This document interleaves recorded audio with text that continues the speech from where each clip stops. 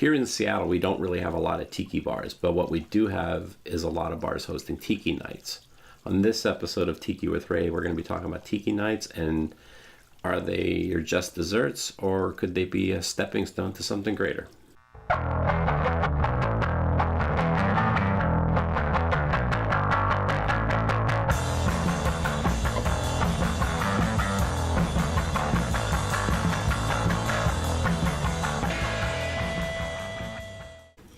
Hi everyone, my name is Ray, or some of you might know me as Tiki with Ray, and right now I am in the Bungalow. It's a home tiki bar in Ballard, Washington.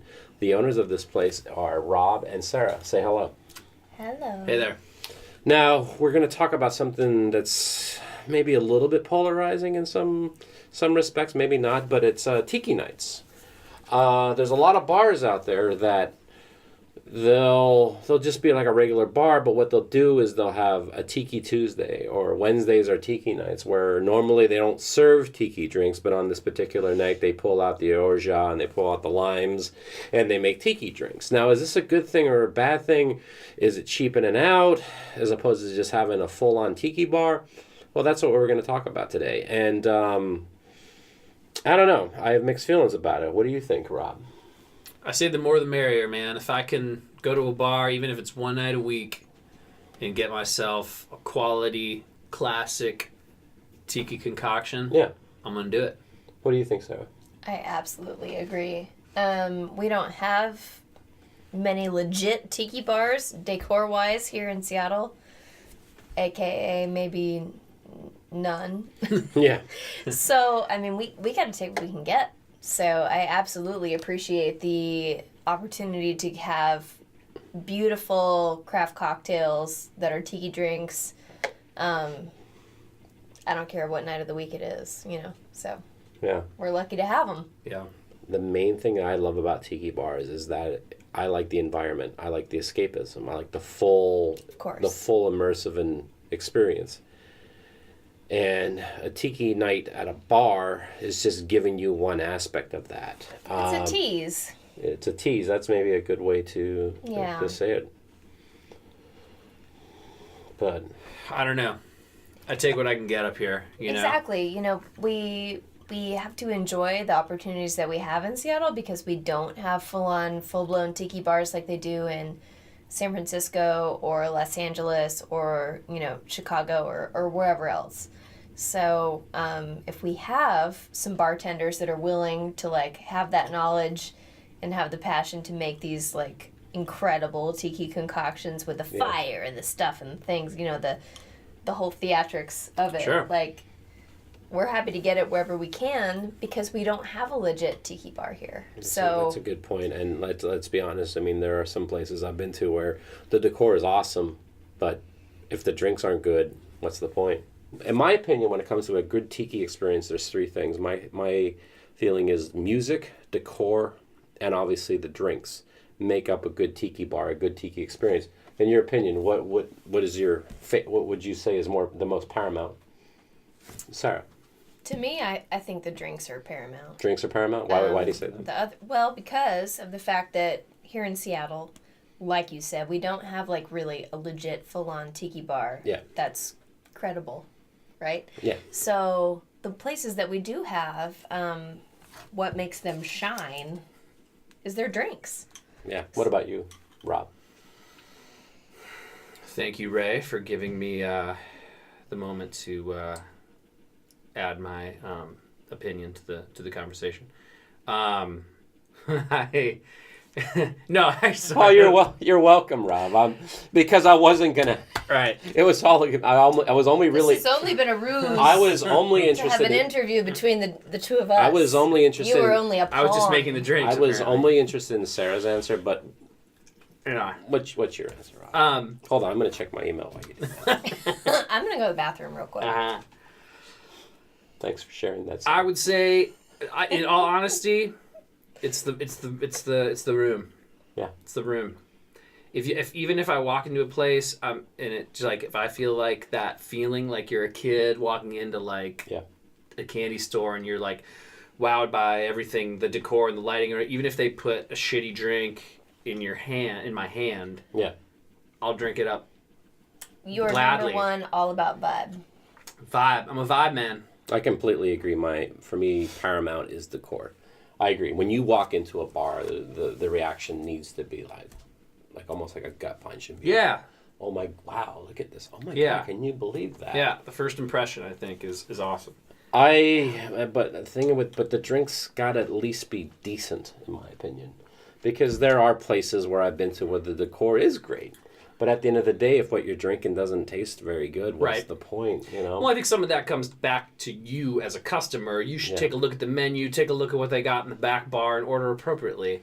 You know, there was a place we went to in Tucson, Oh, really? Where? the Tiki. Oh, you which went to is- there? Yeah, it's incredible. Old school place. Yeah, total old school place. Full on Decor- ambiance. The decor is Garbage awesome. drinks. Absolutely takes your breath away. Yeah. But one look at the menu, one look at the back bar, it's pretty clear why like the bathroom Malibu, smells like vomit. You know, it's et a cetera, place et where cetera. the young kids go and get hammered. Do you agree with what I'm saying, though? About tiki nights? That Well, hopefully... it's just a bummer. It's just a bummer that, like, you wish that it could be more. It's a But tease. do you think it could be, though? Do you think it could be a gateway? No. No. Why? Oh. I think anybody who wants to do a tiki night they're just doing a tiki night, you know? Okay. Because it's I on think- trend right now. I guess what it might not be a gateway in the way you might get a bunch of people who learn about tiki, get Mhm. excited about tiki, and then in a way like maybe there were customers that showed up and then they end up getting together and going into a little venture with some friends and opening up a tiki bar, you know. You know what, Rob? As you just said that, I thought about it, and maybe you might be onto something. Why, thank you, Ray. I do think I am. Yeah, but this is I don't know if this is the angle where you're going to go with, but what I found is that the people that are actually making the tiki bars, like the ones that really stand out, like the Jason Alexander with Tacoma Cabana, Rod Moore up at the Shameful Tiki Room in Canada, Martin Kate with False Idol and Smuggler's Cove. You're talking about people that are truly into tiki. Certainly. It's pretty much their lives. Certainly. And if they weren't opening up a tiki bar, they probably wouldn't be opening up a bar. Man, that might be an extreme case, but I really think that the people that would actually throw the time and investment and the heart into it are people that are tiki people to begin with. What you don't really realize until you really get into it, decor is not cheap. It's not. You take for granted, but when you think about these original tiki locations, like any of the Trader Vic's, any of the Donda Beachcomber, the Mai Kai, the amount of money that these people threw down to decorate these places, we're talking about tens of thousands of dollars. Certainly. So let's be honest, a bar is a risky undertaking. I mean, it sounds Absolutely. Yeah, Regardless of what your decor is. essentially. regardless of what type of bar you're going to do, and especially in a city that's growing like Seattle, your rent's not going to be cheap. No. So, and tiki, right now we're kind of on a third wave of tiki. Tiki's on the rise, but when you really put things in perspective, tiki is still such a small niche in the whole scheme of things. Certainly. Craft cocktails have paved the way, because tiki drinks are essentially craft cocktails. So say you are a bar, and say like you can venture around and make some tiki drinks, but if you're going to make the jump to make a real tiki bar, we're talking about a lot of money. That's just, well, is it going to be worth someone's investment when maybe this fad might be over and done with in like 3 years? I mean, that's how things go, you know? Yeah. So as I said before, it's like my feelings of tiki nights is a mixed bag for me. I want a full experience when I go to a tiki bar. I'm all about the decor, but as I said before, if a tiki night at a bar is a gateway for some people to eventually maybe have someone decide to open up a tiki bar, that's great for me. What do you guys think? Hey, man. The more the merrier. Yeah, I agree. And these drinks are great. I mean, that like when you go to one thing about tiki nights at particular places, they really have to up their game on the tiki drinks, because there's some tiki bars that I've been to where the decor is great, but the drinks are subpar. And for a lot of these places, they can get away with it because the decor is great. But if a bar is only just serving the drinks, they got to make sure those drinks are really, really good. So what do they say? What do they say? Water raises all boats, So I definitely think the quality of the tiki drinks just in general across the board have been better than probably they've ever been.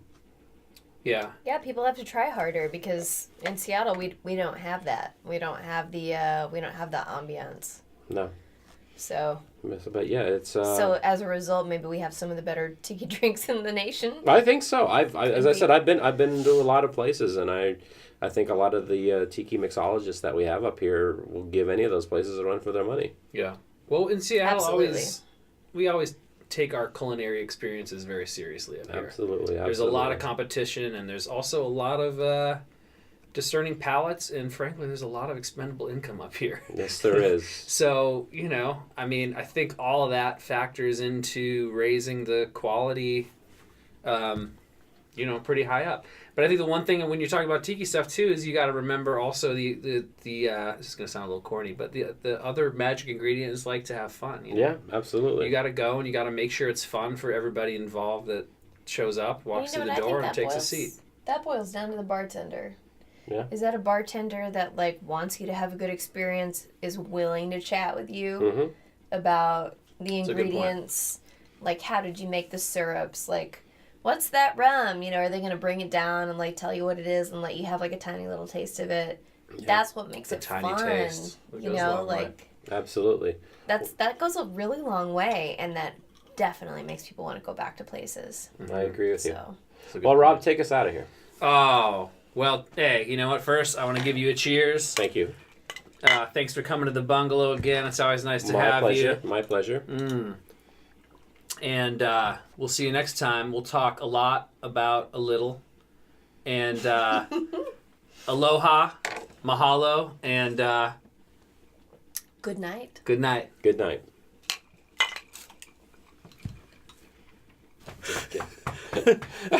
You drank that goodbye forever. So, aloha. The classic booze. And mahalo, and cheers me to all. And all right, let's do it.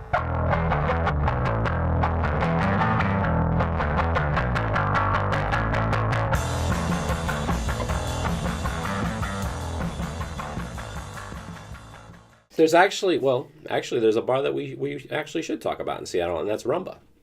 Oh, hell yes. Yeah, Rumba is up on Capitol Hill. What? Me? Oh, hell yes. So folks, for friends and family, we should really talk about Rumba. Oh, hell yeah. Talk to the hand, Sarah. Sorry. Oh, hell yeah. Sorry. Okay. Yeah, it's definitely a bummer. So, yeah. At least for right now, yes, we wish that we had a bar that had both. Yeah. But for now, we have to settle for what you can take. What we can get, which is fabulous tiki drinks. Yeah. Definitely they exist, but we just don't have both combined together yet. And hopefully maybe in the years to come, like you said, maybe we'll be lucky enough to get a couple. Yeah. Maybe one. We could dream. Yes. And that's that. I guess that's it. Mahalo, aloha, and good night. And good night. And that's it.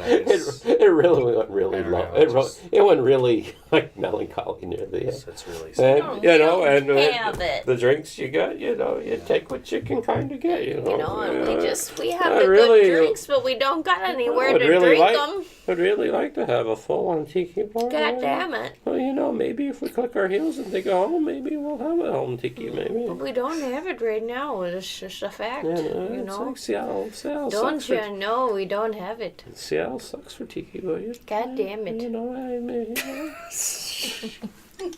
God. I just think it's funny because you're like, I don't know if I want to be on these videos right now. Well, I did. I'm just gonna sit off to the side. Dude, my face has been so bad the past it should be Tiki with Sarah. It's so much Tiki better. with Sarah, yeah. It's so much better all today. All of a sudden you start blogging and making videos. Tell Ray I had basically sunglasses and a goatee worth of eczema. It was really bad. not as noticeable as maybe it probably was for you. Disagree, because you saw me after I had tried to get rid of it. Wow. Yeah, Ray. Yeah. This is real right now.